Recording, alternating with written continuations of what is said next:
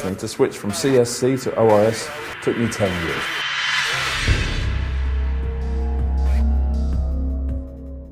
So I'm here in Silicon Valley running a social media retreat, and I wrote a blog the other day which caused a bit of a stir, got a bit of a reaction about Facebook becoming a bank. Some people agreed, some people disagreed. But I thought I'd better put it in perspective because, you know, Facebook are getting very close to catching Google. Facebook should catch Google next year in terms of traffic. And behind Facebook is Twitter, who are gaining on Facebook all the time. And behind Twitter is FriendFeed. But Mark Zuckerberg's very smart. He's acquired FriendFeed because FriendFeed is the new Facebook. So if you like, FriendFeed is Facebook 2.0, and he's got that whole team and he's integrating those together.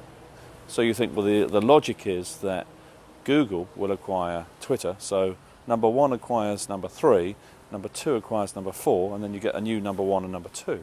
But of course there's another player in town called Microsoft, who are just sitting and waiting, and waiting, and waiting, and wondering what to do.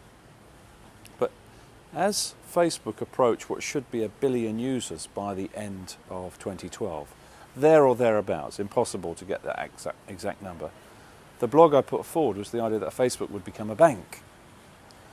Now if Facebook becomes a bank with 1 billion people on there, they can do a number of different things. Obviously they can do simple things like savings, they can do lendings, they can do credit cards, they could do pensions, they could do all the insurance products.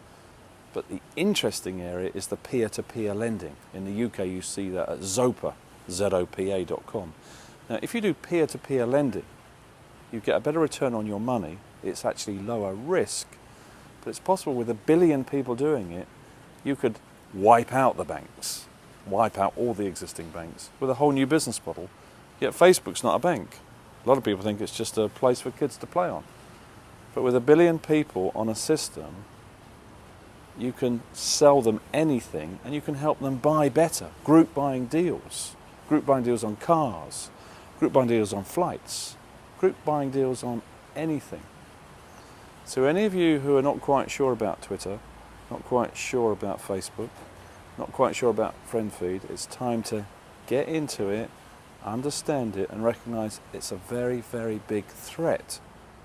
But if you get embedded inside, you can take a big advantage. Now here's the flaw in the current thinking on Facebook. They've got this limit of only 5,000 friends. Now if you look at Ashton Kutcher, Demi Moore's husband, who's number one on Twitter with over 4 million followers, clearly the size of a network or the size of a following is an irrelevant concept, because it would make sense to be connected to lots more people than that inside Facebook. So we've got to see that limit unleashed on Facebook. And once that limit is unleashed, we'll see Facebook zoom past Google. But hey, Google aren't going to sit there and do nothing. They've got Google Buzz, they've got Gmail, they've got Google Wave. They've got all the ingredients there to create a social network. They've got the experience of Orkut, where they had a lot of success and a lot of failure. So there's a game on.